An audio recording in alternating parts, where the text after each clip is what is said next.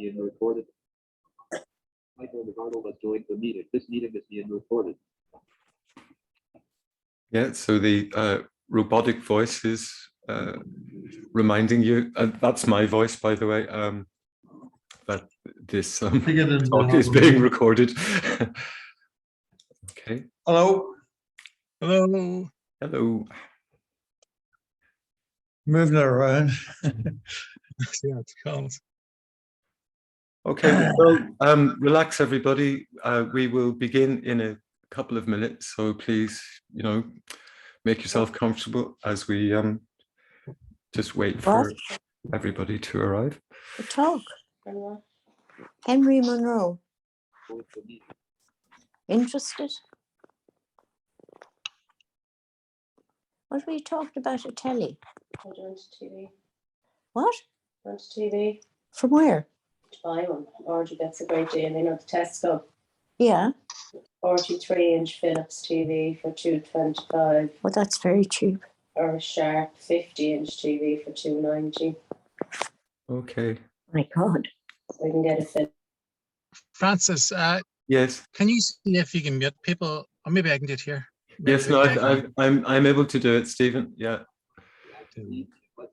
Yes, we were hearing what sounded like a private conversation there, so Yeah. I've muted that. Well, good evening, everyone. It is 7 o'clock, and I'd like to thank Trasna Natira and the United Irish Ulster Events for supporting this evening's event. Tonight, we're going to hear Ken Dawson inform us about Henry Monroe, and his talk, as you can see, is wittily but maybe poignantly entitled From Obscurity to Obscurity. So I will hand you over to Ken now, and Ken, thank you so much. The floor is yours. Thank you, Francis, and good evening, everybody. First of all, I apologise that I'm not Claire Mitchell, because I think everybody was expecting Claire to be speaking tonight. We wish her well, so I'm very much a sort of last-minute appointment. Always keep your football boots with you, always bring them, was the advice I was given as a boy, and so I'm very, very happy to be standing in for Claire this evening. I also hope that I haven't scuppered too many Valentine's Day romantic meal plans, and they're either going to be deferred until later, or you've had that already. I'm also very conscious that you need to know your audience, and I'm going to take for granted this evening, if that's okay, an understanding of the context, the background to the rebellion of 1798, the nature of Irish politics in the 18th century, and the politicizing influences of both the American and French revolutions. And so we will be really dealing with the nuts and bolts of the year of the rebellion, and in particular, the role of Henry Monroe, who did come to the fore within days and seemed to disappear again into obscurity soon after. And I think really the quest is to try to find out as much as possible about this important but much understated and undervalued figure from the 98. I'm going to start with reference to a ballad. My name is George Campbell. At the age of 18, I joined the United Irishmen to strive for the green. And many a battle I did undergo with that hero commander, brave Henry Monroe. So yeah, the focus for this evening's talk is indeed Henry Monroe. He was the commander of the Irish forces in Down at the Battle of Ballynahinch on the 12th and 13th of June, 1798. Unlike the commander-in-chief in Ulster and the leader of the United Irish forces at Antrim, Henry Joy McCracken, Monroe is something of a mystery, having had little obvious involvement in the military structure of the United Irishmen. His appointment to the role was last minute, on the 11th of June. and his execution came just 5 days later. The authorities had little or no idea of who he was, and unlike McCracken, his memory was not perpetuated to anything like the same degree. There was no James Hope, there was no Mary Ann McCracken to preserve the memory and the reputation of our subject this evening. And in fact, this portrait by Thomas Rowlandson is the only visual depiction we have of Henry Monroe. Now, the perpetuation of historical memory can come through songs and poetry, visual imagery, or even a high-profile grave. The song General Monroe, referred to earlier, recorded by, among others, Andy Irvine, places Monroe's father at his son's execution. But Monroe's father died in 1793. The song mentions his 3 children, but Henry Monroe's 2 children died in infancy. And the ballad tells of his execution at sunrise, when in fact it took place at 4 in the afternoon. Observers as diverse as Professor Thomas Bartlett and Jerry Adams cite Henry Monroe as a Presbyterian, when he was in fact an Anglican. In truth, we know very little about Henry Monroe. He left no papers, and much of what we do have relies on folk memory. Much of that detailed recently and expertly by Guy Biner in his landmark study of the 1798 rebellion and the social forgetting that is associated with that event among the descendants of many of those who were involved in the turnout.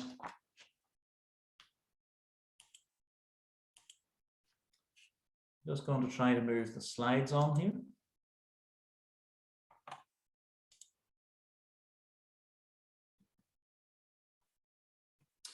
Not everything about Henry Monroe, however, has been erased. He's the subject of the occasional ballad and even a voice play for radio written by Seamus Heaney just before the publication of his second collection of poetry, Door into the Dark. It's not known whether Heaney's play was actually broadcast on BBC. In the play, Monroe, when Monroe claims, Brutus and Rousseau stand with me, and Christ, and Luther, it suggests not only Henry Monroe's opposition to centralized authority, but again an implication that Monroe was a Presbyterian, in common with many of those who took to the field in Sainfield and Ballynahinch in the year of the Great Rebellion. The jug on the right-hand side of the screen is part of the collection in Lisburn Museum. And it's a jug presented by Monroe to Masonic Lodge, his own lodge, number 193. And this jug offers one of the very few tangible pieces of evidence associated with this rather enigmatic figure. We learn that Monroe, like many of his United Irish colleagues, was a Freemason. We also see one version of his surname. And even that is elusive, because in the historical records, there are 4 different spellings of Monroe that have made their way into the diverse literature of the period. So when we're trying to find out more about this rather elusive figure, there are a number of texts that do provide us with the information that we need. Honourable mentions go to our staple manufacturers, written in the 19th century by Hugh McCall, who claimed to have knowledge of the Monroe family, and also Kenneth Robinson's work in the 1990s, focusing on the rebellion in the north part of County Down. But we can see that Latimer's work is very, very well known. I'm just going to admit somebody into the talk. We know that the Reverend Latimer's work is very well known. So too Charles Dixon, Revolt in the North, published in 1960. 1798 Rebellion in County Down, published through the auspices of the Hearts of Down, based in Down County Museum in 1998. A.T.Q. Stewart's wonderful work, The Summer Soldiers, Pakenham's Year of Liberty, Charles Hamilton Teeling's personal narrative and the sequel, and also Harry Allen's The Men of the Ards. And from this literature, we get a sense of the figure of Henry Monroe and who he was. But we also need to dig deep into contemporary newspapers as well. The Belfast Newsletter, the London Times, the Freeman's Journal in Dublin all have little snippets of information on Henry Monroe. Similarly, we find access in the Public Records Office here in Belfast and also in the National Archives of both London and Dublin. In many respects, given that Monroe left no personal papers behind, piecing together a picture of his life is almost like a 1,000-word jigsaw puzzle, and there's no picture to go on. And so it has been quite difficult, but as everything else in our study of the past, the answers lie in the sources. And so I'm hoping that what we hear tonight gives us a sense of the sources, the archive material that I've been able to access. I'm just going to try to move on. I don't know, Francis, if you're able to do that, because my screen has frozen. See what I can do, Ken.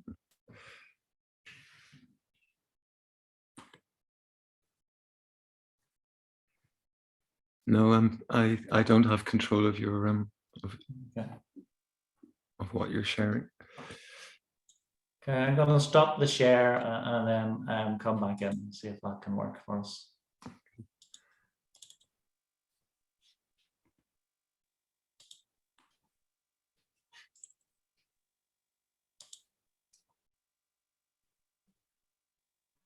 Okay, well, this slide, sorry for the delay, shows us Richard Robert Madden and Francis Joseph Biggar. And again, both Madden and Biggar provide us with additional information on Monroe. Madden, himself born in the year of the rebellion, was a historian and abolitionist. And he was in many respects the official historian of the United Irishmen. And he interviewed, either personally or by correspondence, many of the survivors and leaders of the society. Madden's landmark multi-volume work on the United Irishmen, their lives and times, is an invaluable resource to the historian. But there seems to have been a limited interest in the rebellion in Ulster as far as Madden was concerned. And a rather slim volume was published in 1860, and it features small sections on Monroe and other northern leaders such as Henry John McCracken and James Hope. The work is pioneering, but his findings became orthodoxies, accepted perhaps too willingly by subsequent historians, and so therefore Madden's mistakes have crept into the works of others. For example, in his account, Henry Monroe's birth date is given as 1758, and this has never really been challenged, but perhaps it needs to be. One of the correspondents, as far as Henry Monroe was concerned, was Catherine Templeton, who was Monroe's sister-in-law. And she was married to the Prophet John Templeton that many of you will be familiar with, Templeton of Orange Grove at Cranmore, who was well known to the radical coterie in Belfast in the 1790s, of course, and was also a very dear friend of Thomas Russell. As far as Biggar of Belfast and Jordan's Castle is concerned, the very well-known antiquarian and Gaelic revivalist. Francis Joseph Biggar's grandfather, David Biggar, was a Belfast United Irishman. And Francis Joseph Biggar was planning to write a series of small biographies of United Irish leaders. Only that on William Moore was published, but in Biggar's personal papers in Belfast Central Library, you can in fact see the skeletons of pieces of work that he was planning on people like James Hope, Samuel Nielsen, and also Henry Monroe. And Biggar's work on Monroe had been based on interviews that he had with people who would have had connections, would have known people who lived to a grand old age. One of the sources was 95 years of age whenever she gave information to somebody who was acquainted to Biggar. I think with Francis Joseph Biggar, the lines between history and folklore are often blurred, but when you actually start to look at some of the material that Biggar has put together, you will see, in fact, that it is corroborated by some of the other sources.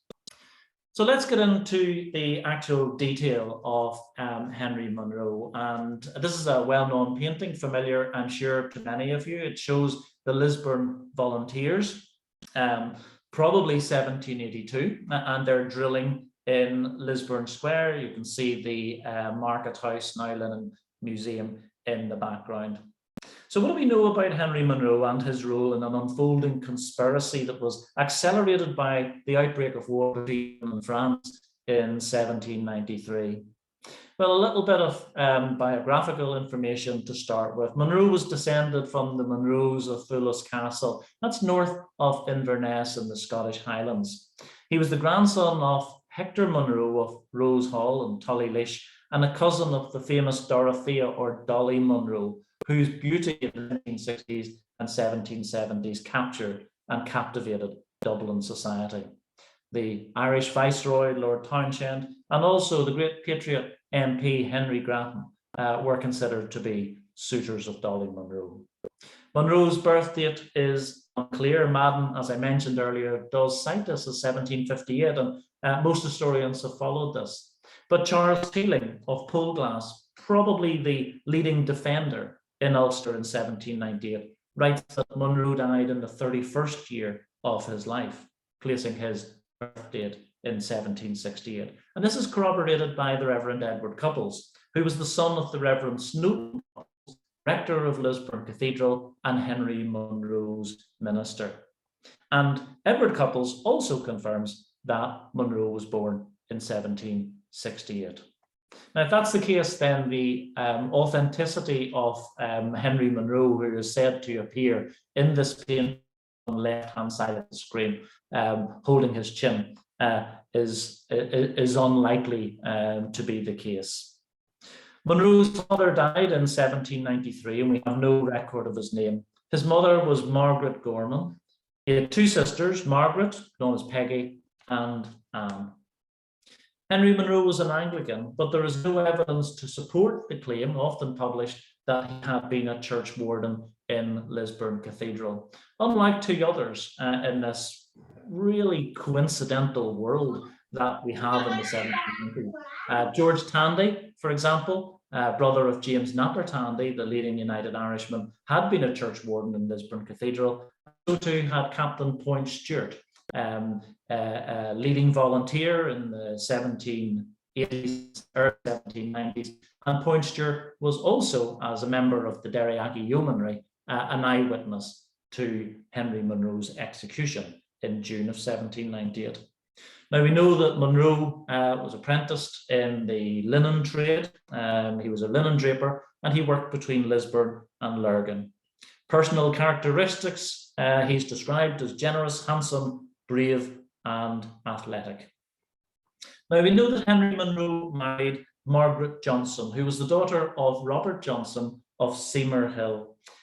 Johnson had owned linen bleaching works and a small estate holder, and Seymour Hill House was later sold to the Charley family of Lisburn. Another one of Johnson's daughters, Catherine, was married to, as I've mentioned before, John Templeton of Orange Grove. 1798 was a particularly tragic year for Margaret Johnson, or Margaret Monroe as she became. She would lose a sister on the 16th of May, 1798, and her husband on the 16th of June.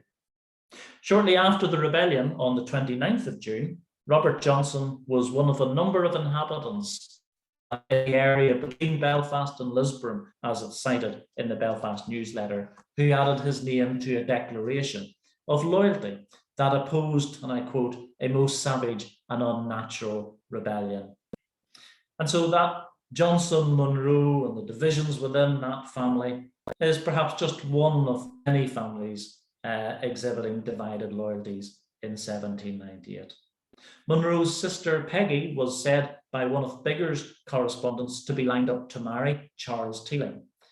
She was imprisoned for several months in Carrickfergus in 1803, the year of Robert Emmet's rising in Dublin, and also Thomas Russell's attempt to raise the North in County Down in 1803.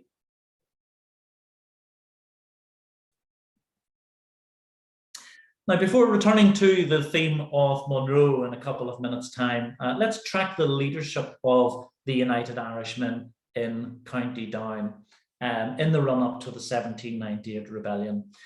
This picture shows the Reverend William Steele Dixon, Presbyterian minister at Portaferry, later a prisoner at Fort George in Scotland, alongside people like Samuel Neilson, Thomas Russell, Thomas Addis Emmet, and others.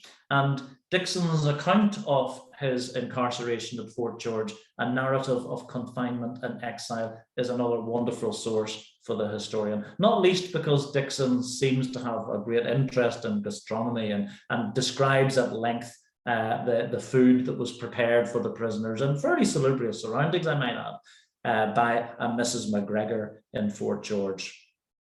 Well, we know that Britain and France went to war in 1793. We also know that this opened up a whole range of possibilities for the United Irish conspiracy. And this led, of course, to the implication in the Jackson affair by Theobald Wolfe Tone, who went into exile in 1795 after a reunion with his radical friends in Belfast. Tone went to the United States. That was always going to be temporary, because his main plan was to go and negotiate with the French Directory for a French invasion of Ireland that would assist a rebellion there. So Tone then is on his mission to France. And in the autumn of 1796, the United Irishmen establishing military structure. So Tone is on the continent, and back home, plans are being put in place for the rising. And the first military commander for County Down was Thomas Russell. He was familiar to the county because of his many expeditions on foot around the county. With his interest in botany and mineralogy, he was also political networking as well.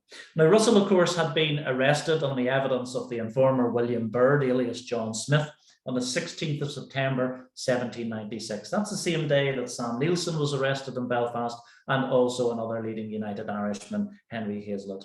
Arrested, incidentally, by Robert Stewart, the Lord Castlereagh.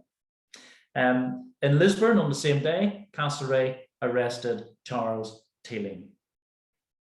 So with Russell's incarceration, and Russell, of course, a former soldier, posted to Belfast in 1790 with the 64th Regiment of Foot, that leaves a vacancy at the apex of the military structure, and that is filled temporarily by Alexander Lowry of Linen Hill in what is now Catesbridge, and also John McGuinness from nearby Ballyla. And that reflects a Presbyterian Catholic axis, with the United Irishmen cultivating conspiratorial links with the defenders at this particular time, something that Henry Joy McCracken was certainly at the forefront of. But after an abortive rising in June 1797 in the Dramara Hills, close to Deckerman Mountain, both Lowry and McGuinness flee Ulster. And so again, the County Down military structure is left leaderless. A former volunteer officer, Andrew Cowan, who had also served in the British Army, was put forward, but he turned down the role of leadership. And so as the year of the rebellion looms, the leadership looks to fall upon the Reverend Steele Dickson, Presbyterian minister of Portaferry. And according to archive sources in the Public Records Office here in Belfast, Steele Dickson was offered the leadership of the United Irishmen in County Down by leading military figures in the structure. David Thompson from the townland of Lisdalgan near Saintfield, Richard Fraser of Ravara, who would later be prominent in the Battle of Saintfield, and also Andrew Todd Jr. Of Saintfield. And this swearing in, if you like, of William Steele Dickson took place in the Colinchi home of Thomas Torney, who would later actually become an informer himself. I'm just going to bring somebody in here if I can. Meanwhile, in County Antrim, of course, the commander, the adjutant general for that county was Robert Sims. Now, Sims, of course, had been a founder member of the Society of United Irishmen back in 1791, alongside his brother William, and he was also one of the proprietors of the Northern Star newspaper, published from Belfast and edited by Samuel Neilson. The elevation of Sims to the leadership included leading Belfast United Irishmen, including William Tennant.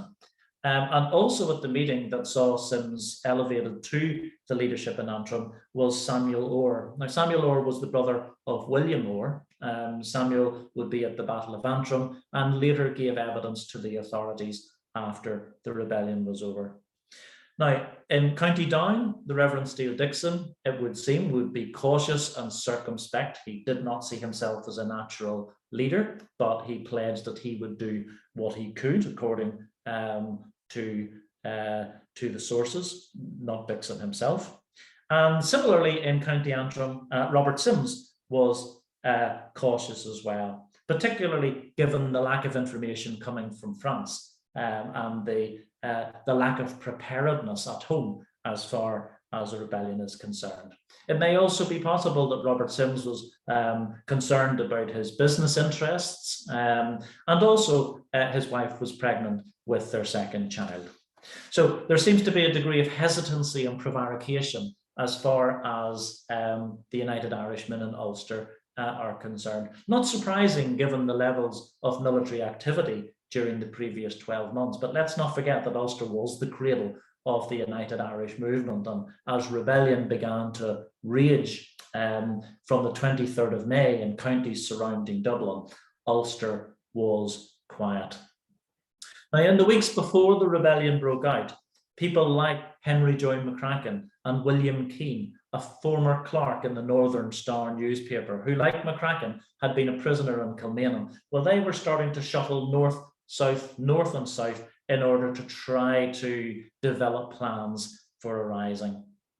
Sims resigned his position as Adjutant General on the 1st of June. Henry Joy McCracken seized the initiative, and there seemed to be something of a coup within the leadership of the Antrim United Irishmen. Meanwhile, William Steele Dixon was arrested on the 5th of June, and in his narrative of confinement and exile, Dixon sets out some of his movements in the period before his arrest. He's very coy about his precise role in the rebellion for obvious reasons, and he teases the reader in some respects, and he also teased those people who subsequently would try to interrogate him about his role.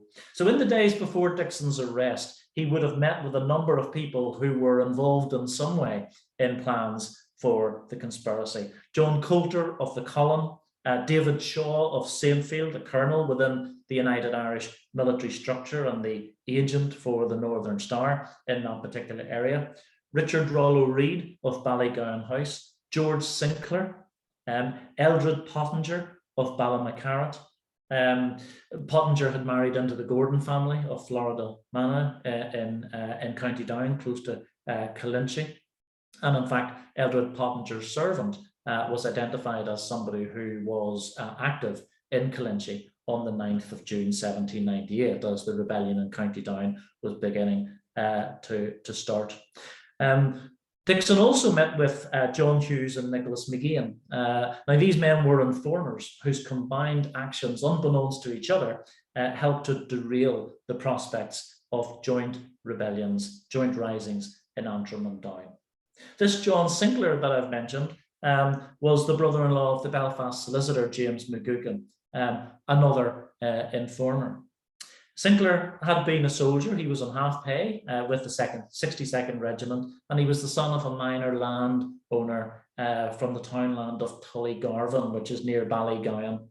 And Sinclair was offered the generalship of the United Irishmen in County Down after Dixon's arrest, but he said no. And in fact, Sinclair ended up as a member of the Belfast Yeomanry, and one account places him as an orderly to Major McKim at the Battle of Ballynahinch. After the rebellion, George Sinclair was captured in Port Patrick, having crossed the Irish Sea, and he was placed under the care of the Breadalbane Fencibles. He was then brought back to Belfast to the prison tender and ended up in the United States of America. So as the rebellion in County Down is about to start, the county is leaderless. But despite the prevailing narrative, there were in fact some attempts to form a junction between Antrim and Down at this critical point. And much of that is due to the role of Henry Joy McCracken, pictured here. So Sims, as we know, had resigned as Adjutant General for County Antrim on the 1st of June 1798. And in the first instance, there were 3 people who were identified as potential leaders, one of whom was John Coulter from the column, who incidentally had met with Steele Dixon in the period before Dixon's arrest. Another one was an unnamed gentleman from the vicinity of Larne, and a third person who was shortlisted for the leadership of County Antrim before McCracken had taken control there was none other than Henry Monroe. Now, McCracken, of course, as we know, took command, and there was a planned attack on Antrim town for the 7th of June, a day when local magistrates were meeting in the town. Now, at this stage, there were, in fact, links between Antrim and Down, and these are not terribly well documented. But again, looking at information in Public Records Office here in Belfast, we can see that Colonel Stapleton of the York Fencibles, based in Newtownards at this stage, claimed as early as the 4th of June that an attempted rising in County Down had in fact come to nothing. Sanefield men had gathered in Tom Nelson's Hill in the Sanefield area on the 7th of June, and their plan was to march to Colinchie. Now remember, this is the same day that Henry Joy McCracken had marched on Antrim. And also on the 7th of June, David Bailey Warden, elevated, promoted within the leadership of the United Irishmen in County Down, had climbed Scrabo Hill in Newtownards, expecting to see mustered United Irishmen there because there had been plans for a coordinated rising. Now, why this didn't happen is largely attributable to the role played by Nicholas McGean, not just an informer, but somebody who was right at the very top of the United Irish structure in the province of Ulster. McGean had attended provincial committee meetings, essentially the Ulster executive of the United Irishmen, and was, pretty much to the fore and able, therefore, to derail the plans. McCracken certainly had issued general orders, but the absolute connection, the junction between Antrim and Down, was never possible. But that was not without the lack of effort. And so let's go back to Henry Monroe, having sort of tried to create the sense in which County Down was struggling to appoint somebody to actually lead the insurgency in that county. Monroe's radical credentials go back to the beginning of the decade. So let's just try to track some of his involvement in the United Irish project. We can find out that Monroe was a volunteer. He was a lieutenant in the Lisburn Volunteers. And we read in the Northern Star that he attended a church service of volunteers in October of 1792. And as the volunteers often did, they retired to a local hostelry after the church service, and there were as many as 27 different toasts drunk. They included Approbation of the Rights of Man, published just 2 years earlier by Tom Paine in 2 parts, and also toasts to the French Republic and to the Society of United Irishmen. So we get a sense of Monroe's political journey as far back as 1792.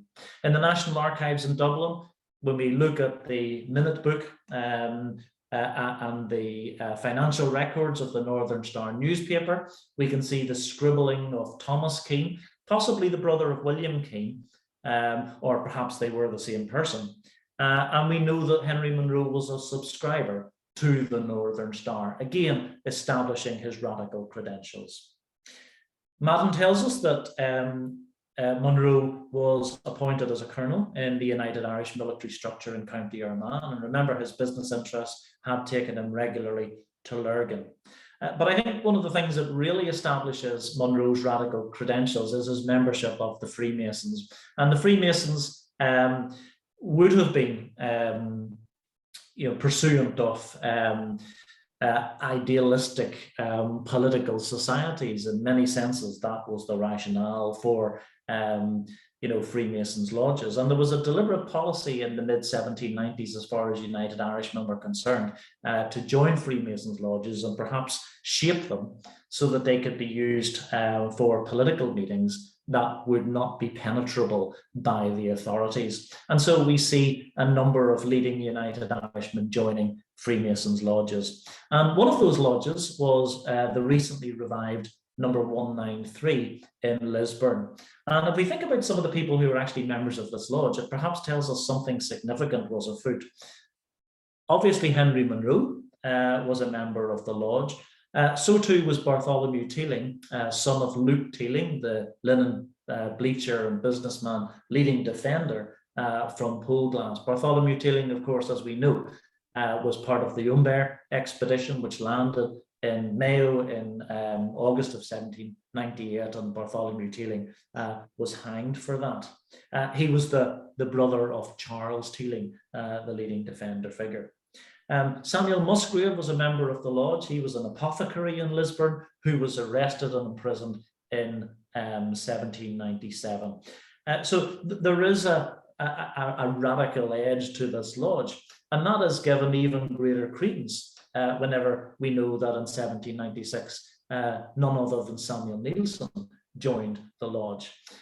So as well as being an opportunity for clandestine meetings, I think the fact that Lisburn was so close to the military camp at Blaris, perhaps helps to explain why Lodge 193 became what it became.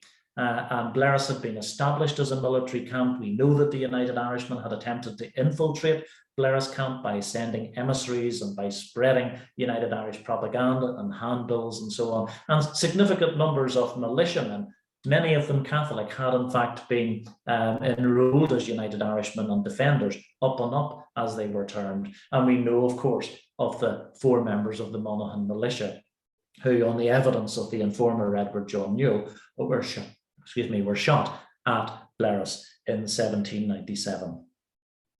I mentioned earlier that Monroe was apparently shortlisted for the position of Adjutant General in Antrim after the resignation of Robert Sims. One of those people giving information to Biggar, and that would be Edward Couples, himself an Anglican minister, son of the Reverend Snowden Couples. He actually claimed that Monroe had offered to join the yeomanry at some stage, but had been turned down because of his radical politics. The authenticity of that information, of course, is dubious. Okay, by the 9th of June, the day of the Battle of Sainfield, there had been attempts to fill the void, and it looks as if McGuckin, the solicitor from Belfast, was involved in trying to bring Monroe somehow into this fold. And Monroe's appointment to the leadership in County Down occurred in the period after a confident United Irish body was still basking in the glory of having forced Stapleton's York Fencibles, assisted by Newton-Lord's infantry, away from Sainfield after that skirmish in the afternoon of the 9th of June. Now, the idea, which was popularised by Madden and others, that Henry Monroe just happened to appear at Sainfield almost by coincidence on the 11th of June and was universally acclaimed leader of the United Irishmen there, needs to be revised. In fact, the notion that some sort of coincidental meeting happened is verging on the absurd.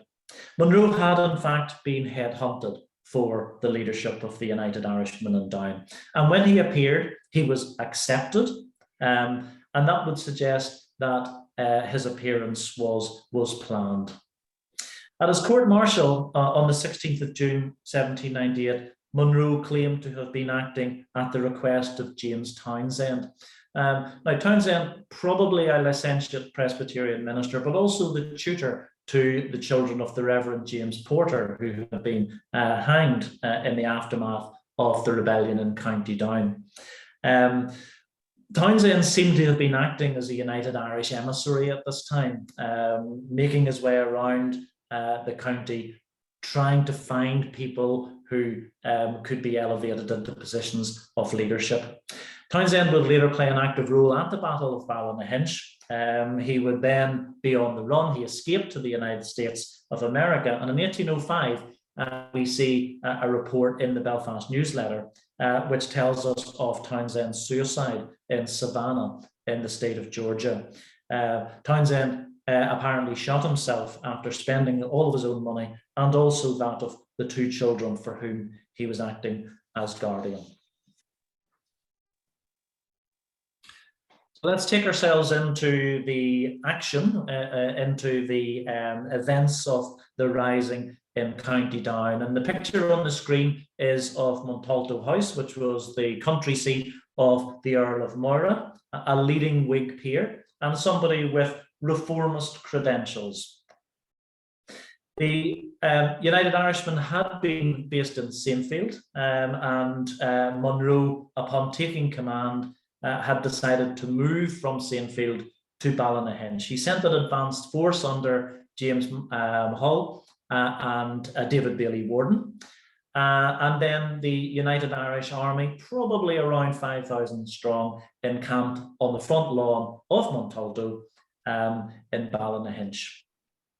A number of key officers that we can perhaps detect: Hull himself, David Bailey Warden.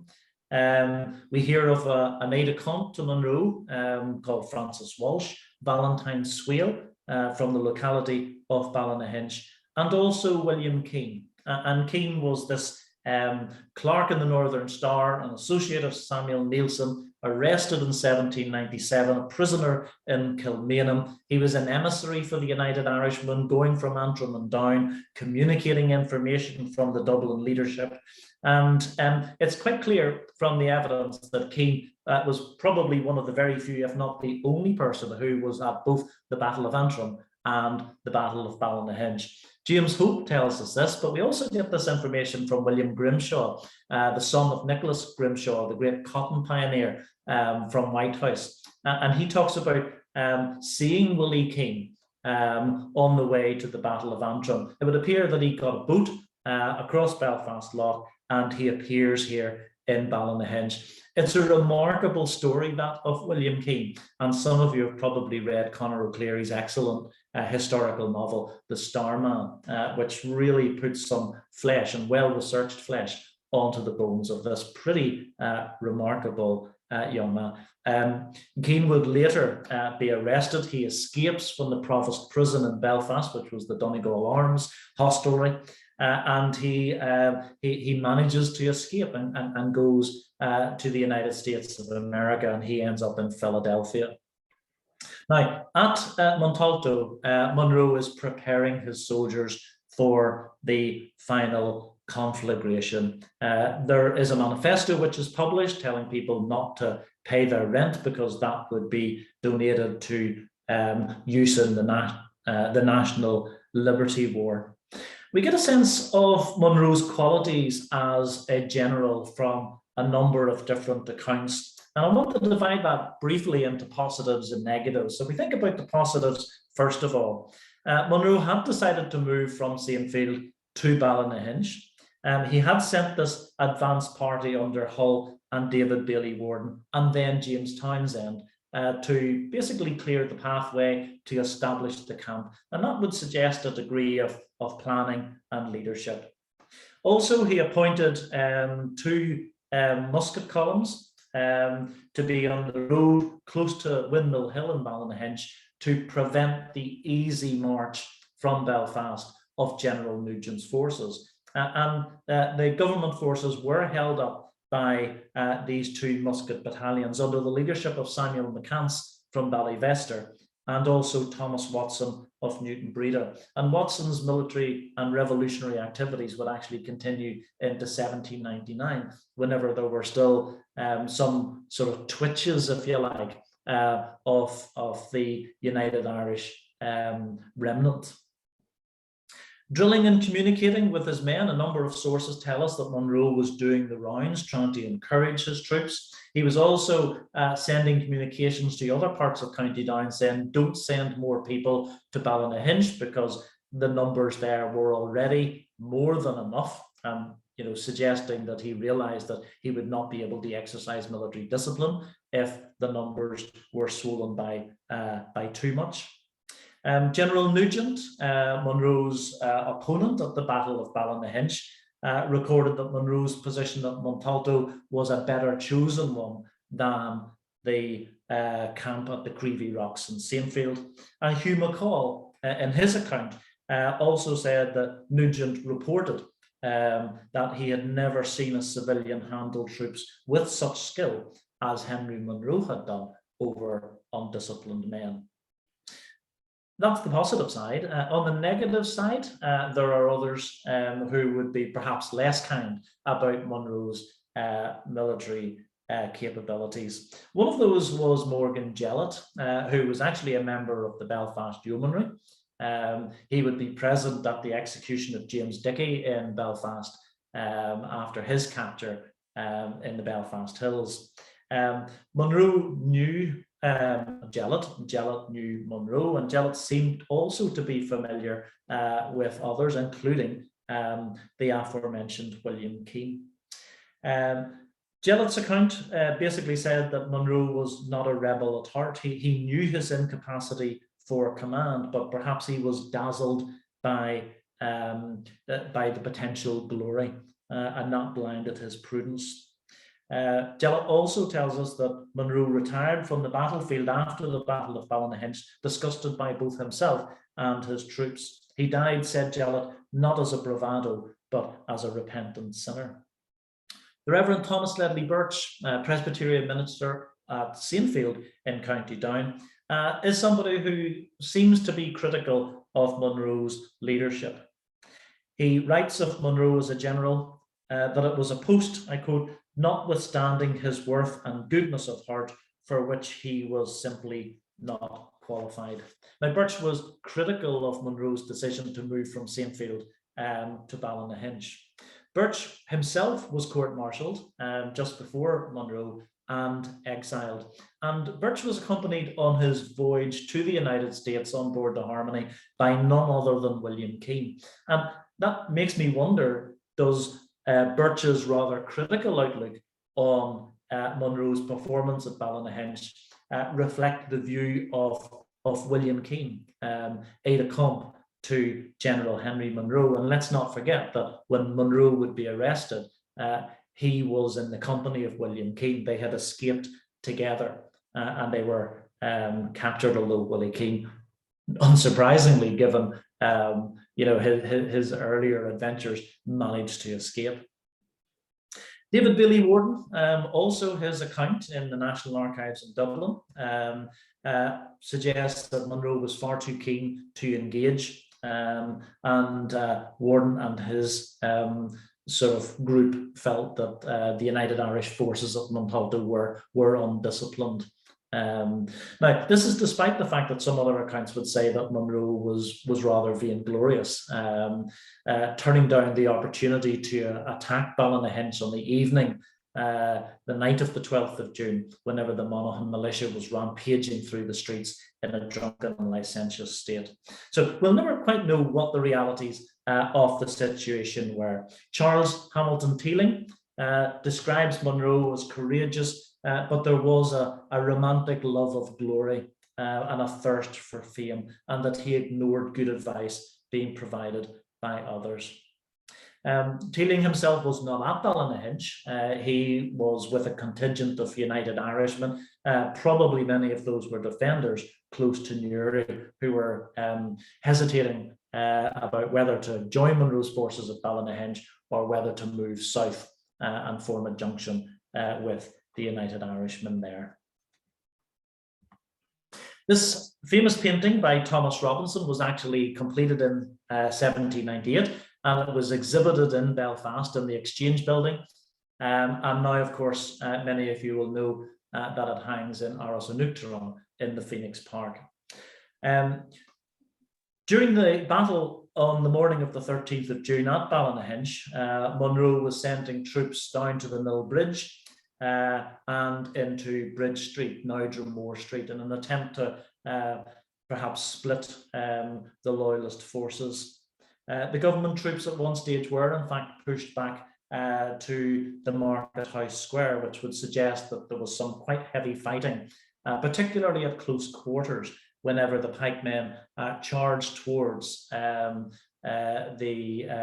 government troops in the town and temporarily seized a piece of government artillery. However, ultimately, the United Irishmen at Ballynahinch were overwhelmed by superior artillery, which included the devastating use of grape shot, by cavalry, and by the fact that Nugent's forces were, of course, experienced. Monroe's troops ran out of ammunition. The primitive cannon, the wheels literally came off, and they were not able to be used after the first shot. Ultimately, then, the United Irishmen were defeated, and many of them escaped into the distance towards Slave Crew. There was actually some confusion amongst government troops as to who was actually in charge of the United Irishmen at Ballynahinch. And you can see the same actually in County Antrim, where it took some time before it was established that Henry Joy McCracken was in charge. A lot of government accounts said that the United Irishmen at Antrim were led by Samuel Orr, the brother of William Orr. And similarly in County Down, there was speculation as to who was in charge. Not Henry Monroe, but a Hammy Moore from the vicinity of Killinchy was being talked about as the person who was at the head of the United Irish troops. After the battle then, Monroe and William Keane fled and they sought refuge in the townland of Clontanagullion, which is just a couple of miles outside of Ballynahinch. And at the farm of William Holmes and his wife, it is said that Monroe offered £5 and some linen shirts, but Holmes betrayed Henry Monroe, and Monroe was in fact captured and arrested by members of the Black Horse Troop. He was then taken to Hillsborough, and it was ironic perhaps that in a sweeping up operation by the government forces after the Battle of Ballynahinch, Monroe would be accompanied to Lisburn by the Dromore Yeomanry, commanded by Captain Crane Brush, a former commanding officer in the Warringsford Volunteers in the early 1790s. Now, Willie Keane managed to escape, and he had been briefly held in Lisburn, then taken to Belfast, whence he escaped. Monroe's feet apparently were swollen and inflamed, and he was in desperate need of rest. But he was captured and taken to Lisburn. Okay, the final slide is a picture that I took in the grounds of Lisburn Cathedral, and this is, as far as I can make out, the burial place of Henry Monroe. Monroe was brought to Lisburn on the Thursday night. That was the 15th of June. His court-martial was scheduled for the following day, Friday the 16th. He was attended in the guardhouse by the Reverend Snowden Couples. Snowden Couples was an Orangeman. He later became Grand Master for County Antrim. He was also a Gaelic scholar, and he lived in Castle Street. It was Snowden Couples who would give the sacrament to Henry Monroe on the night before his execution. Monroe's father-in-law, Robert Johnson, was also permitted to visit him and brought fresh clothes that were provided by other members of the linen fraternity in the town. Monroe's court-martial can be found in the National Archives in Ireland in the Rebellion Papers collection. It's a very short court-martial, unlike the Reverend Thomas Ledley Birch, who conducted his own defence. Birch's court-martial lasts for dozens of pages. Monroe's court-martial, he claimed that he was approached by James Townsend, that he was, in a sense, forced to become the leader of the United Irishmen. And he also said that he would offer to provide information that would put an end to the mischief in the county. There was no defence from Henry Monroe. We do get an eyewitness account from William Blacker from the Seago Yeomanry. And if you permit me, I will read this out because I think it's very evocative and it gives us a sense of the scene of Monroe's execution on the 16th of June. This is what Blacker says. It is impossible to imagine anyone more cool and firm without anything of bravado. There was a barrel standing on the spot, on top of which Monroe placed his shop books, which he caused to be brought to him, and settled his accounts with several persons with as much apparent attention to business as if he had been in his own shop. His last account was a disputed one with an old Captain Point Stewart, whom he actually called from the head of his corps, the Derryachy Infantry, and made his point good after considerable argument. After this, he said a few short prayers and made a kind of spring up the ladder. It was a crazy kind of one. The two lower rungs broke and he came to the ground, but instantly darted up again, exclaiming, "I am not cowed, gentlemen." A wretched devil of a person had been brought from the guardhouse to perform the office of executioner. Having made fast the rope, he waited Monroe's signal for throwing him off, which was to be the dropping of his handkerchief. He had not long to wait, for Monroe almost immediately dashed the handkerchief to the ground, saying, "Tell my country I deserved better of her." The miserable creature of a hangman on this attempted to turn the ladder, but it was inadequate to it.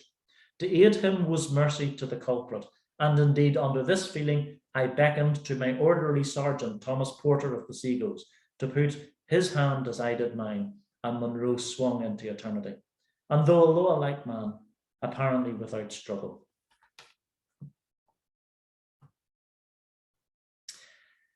Monroe, as was often the case, was decapitated after his execution, and his head placed on a spike at the market house opposite his own house. Monroe's house, probably if anybody knows Lisburn, very close to where Reed's shoe shop now stands. Monroe was buried in an unmarked grave in the grounds of Lisburn Cathedral. In 1843, the grave was opened up in order to make a vote for one of the leading Lisburn families, the Mercers. And it was at this point that the hatchet and some of the buttons from Monroe's coat were found. It said that the plume in Monroe's hat, worn at the Battle of Ballynahinch, was later in the possession of Bishop Percy of Dromore, who was the sponsor of crane brushes. Monroe's mother kept a shop in Bow Lane, and she died in 1815. His wife, Margaret Monroe, called in his accounts in an advert in the Belfast newsletter weeks after the rebellion, and she died on the 31st of January 1840 at the age of 66 in the home of her nephew in Belfast, Mr. Alexander Arthur. Now, some work needs to be done on Henry Monroe, but in my view, there is evidence to give some historical substance to this figure and to rescue him from obscurity. He was perhaps a reluctant leader, perhaps with a misguided sense of duty, an ego, or perhaps a sense that he was on the right side of history, living in an exciting stage. But I think he's worthy of much further research and discovery, and I hope that this evening's talk has given you some food for thought as far as Henry Monroe is concerned, and indeed some ideas for questions. So thank you all very much for listening. Thank you very much, Ken. That was a really erudite talk and really wonderful forensic comprehensive analysis of the Henry Monroe story. I'm sure many of us have heard of Henry Monroe, and now we understand a bit more about the mystery. So thank you so much for that. There is a question from Stephen McCracken regarding the suggested link between Henry Monroe and Robert Monroe, the Covenanter. Stephen's tried to substantiate some connection there. Have you got any info about that, or is it is it unsubstantiated as far as you know? Is this going back to Robert Monroe and the Battle of Benburb, I wonder, Stephen? are we talking about later Covenanters? Sorry, Ken. Yes, the Covenanters came over in 1641, 1642. Yeah, I think it's mentioned in the features.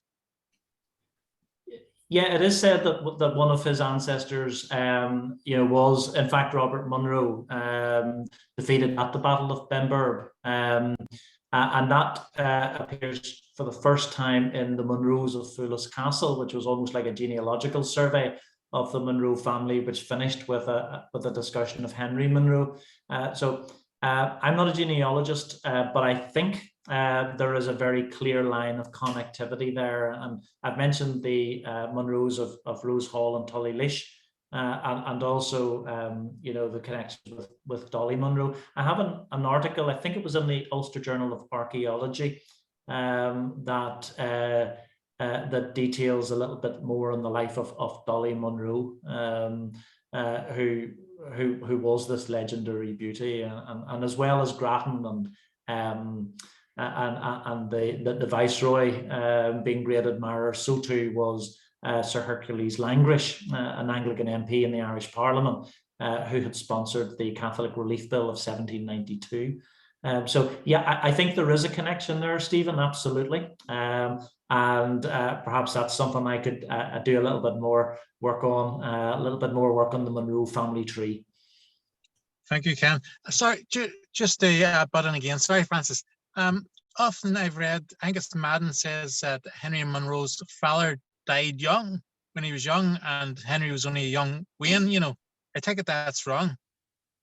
My understanding is that Monroe's father died in 1793, so he had been himself a former soldier, and perhaps stories of military adventures plus Monroe's volunteering background might have given Monroe that military understanding that made him sought after in 1798. But again, very, very little is known about Monroe's father, and that includes his first name.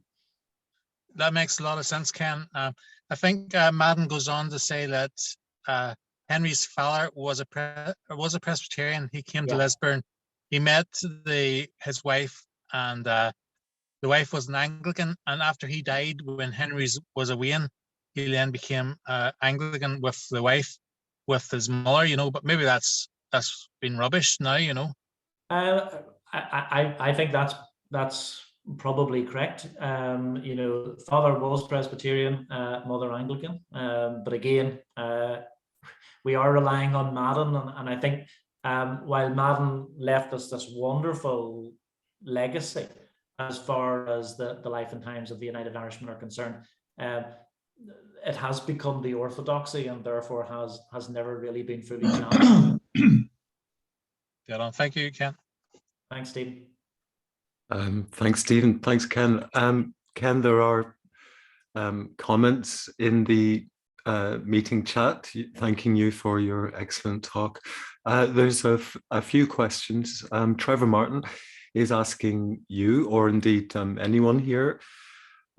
He says, I live near Decomet and Carnew House, where the Cowans lived. And he's asking, where can he get information on the Decomet fight? Okay. Oh, wow.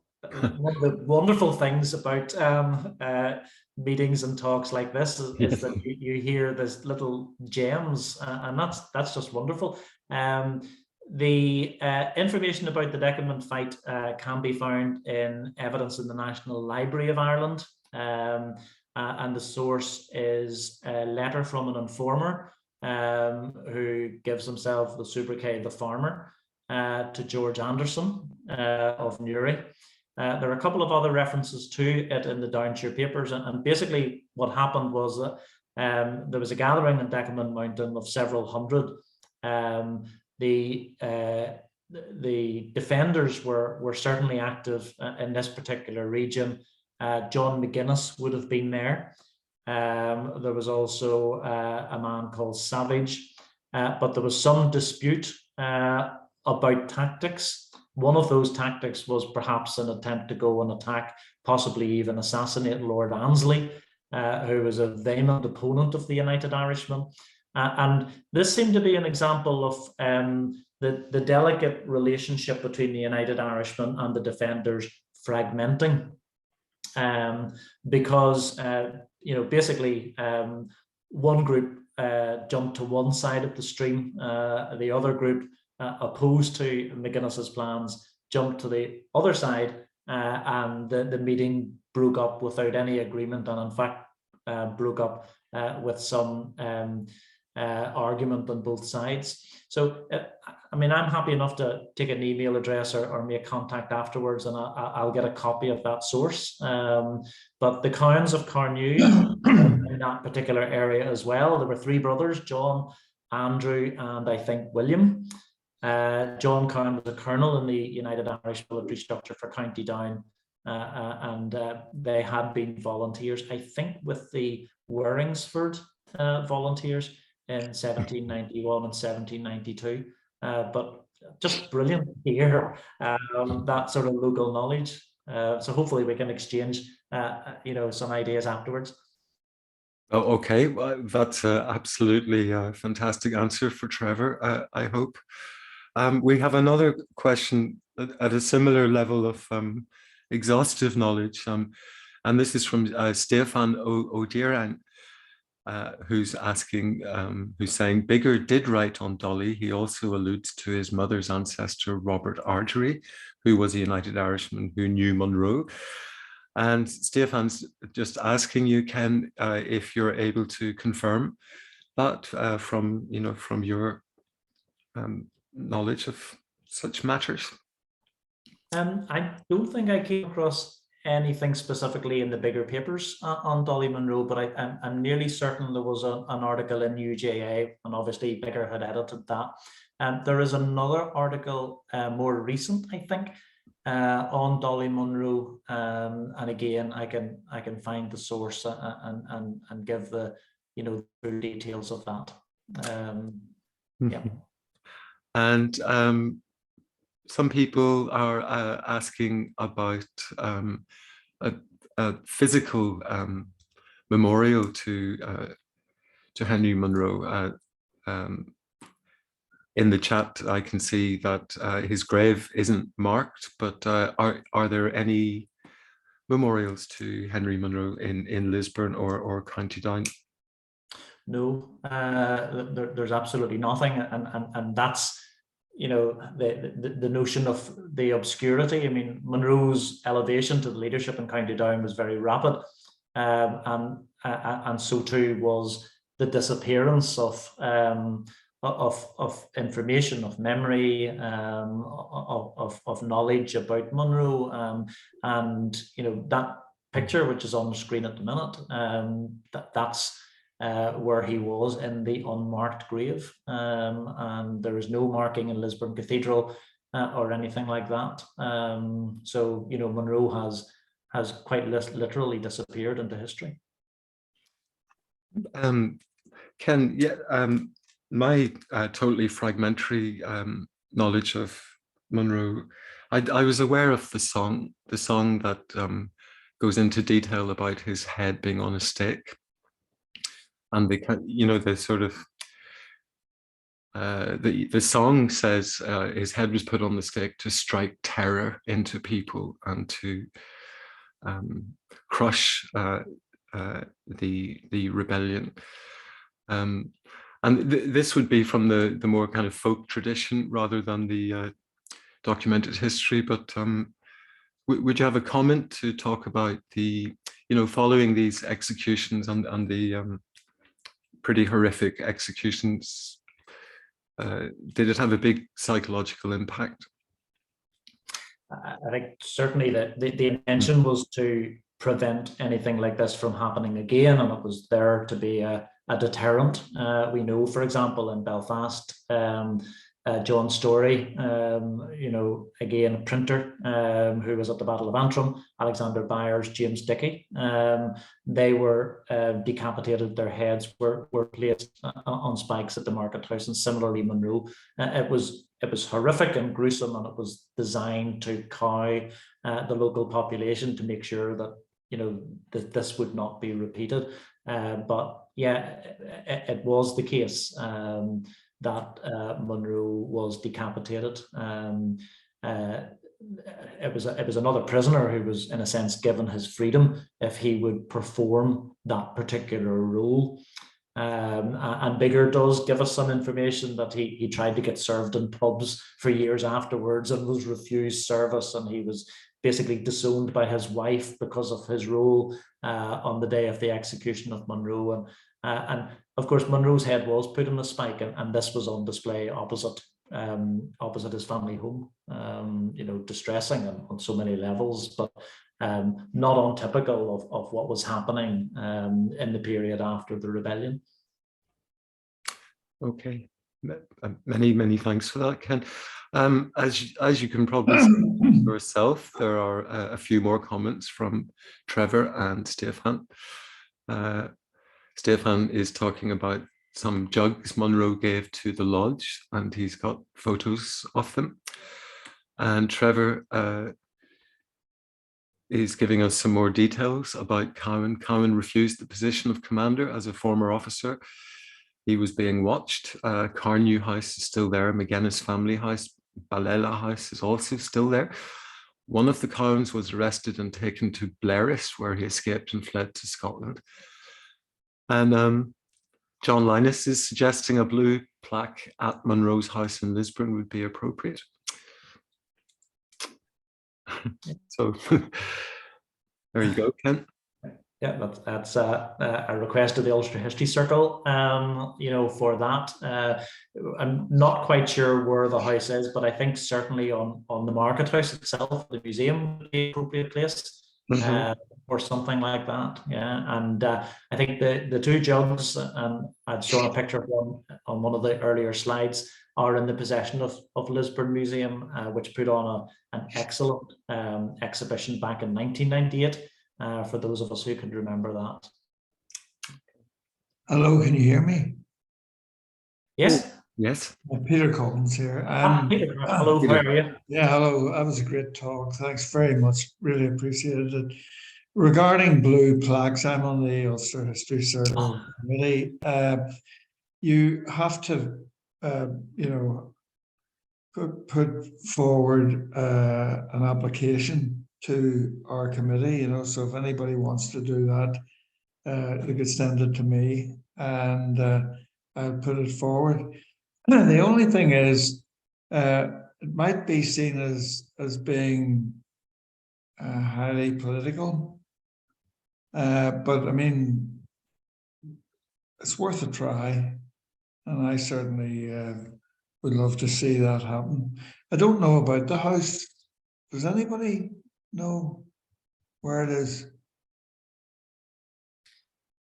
Bigger talks about it being 41 to 43, and that side of the street would be in and around that space between Reed's Shoe Shop and the Presbyterian Church. So right, yes. Somewhere around there. Well, I know somebody who could find out. Right, brilliant. Not yourself, but I mean, whoever wishes, please get in touch with me and I'll raise it. But I have to tell you, there's a long queue of, shall we say, acolytes. Now, just one question: does the former Bishop McGahan from the 1950s, Catholic Bishop McGahan, I heard that he was a descendant of the informer McGahan. Anybody got any information on that one? No. There are still McGahans in County Down. Yeah. Oh, yeah. Yeah. And again, in different sources, sometimes McGinn, sometimes McGahan. McGinn, yes, that's right. Yeah. His brother intercedes on his behalf, and in the Public Records Office, and I think it's the McCann's collection.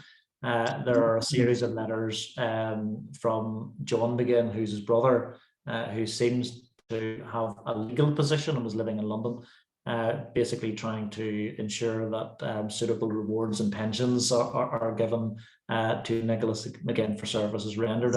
And McGinn's sort of information to the Reverend Cleland and Newton Ours is an absolute gold mine. He has provided the historian with literally hundreds of names of United Irishmen in County Down and what they represented, the geographical areas and their ranks within the United Irishmen. And he was in a position to know. You know, he was one of very few Catholics at the head of the United Irish Organisation in Ulster, and he has an encyclopedic memory. Yeah, I know Tom Bartlett has looked at that range of informers at the time. Yeah, But, you know, my original question, you know, nobody has the answer to it. I just would like to hear that because I remember he used to give altar boys half a crown when he visited the church. Excuse me.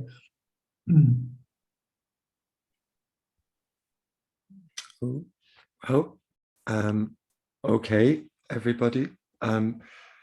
If it's appropriate to draw things to a close now, I'd just like to repeat my thanks and our thanks from Reclaim the Enlightenment. And we would like to thank Trasna Natira and the United Irish Ulster Events for supporting tonight's talk. But special thanks again to you, Ken. It really was a hugely illuminating talk, and thanks very much for that. Thank you. There are a few more comments in the chat, which I do warmly welcome everybody to take a quick look at before we depart. But Francis, can I interrupt yet again?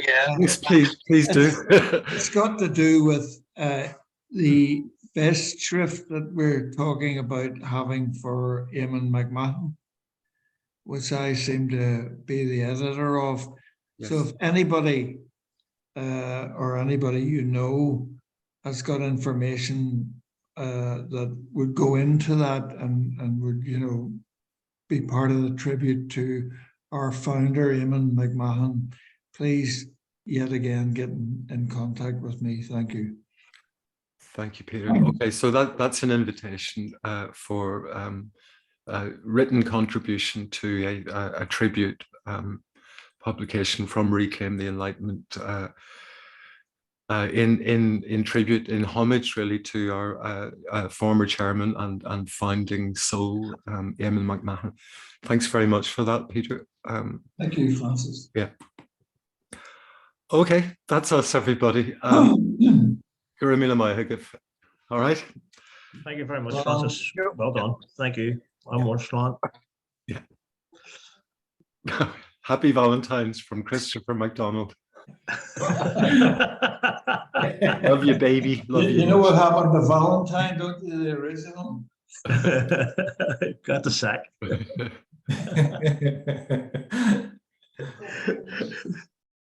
Okay. Good night, everyone. Night. Be quiet. Good night. Yeah. That's great. Thank you. Thank you, Francis. Thank you, Stephen. Okay, thank you very much, Ken. That was brilliant. I couldn't ask for more than that. You know, that was unreal. Oh, no problem at all. I took down Trevor Martin had left an email address there to get in contact with him. That was the guy from Carnew, which is great. So it's just, it's brilliant to hear from people like that. So listen, I have a risotto to make, so I'm going to shoot on. Okay. All the best. Thank you all. Don't forget the white wine. I'll never forget the white wine, Peter. Don't you worry.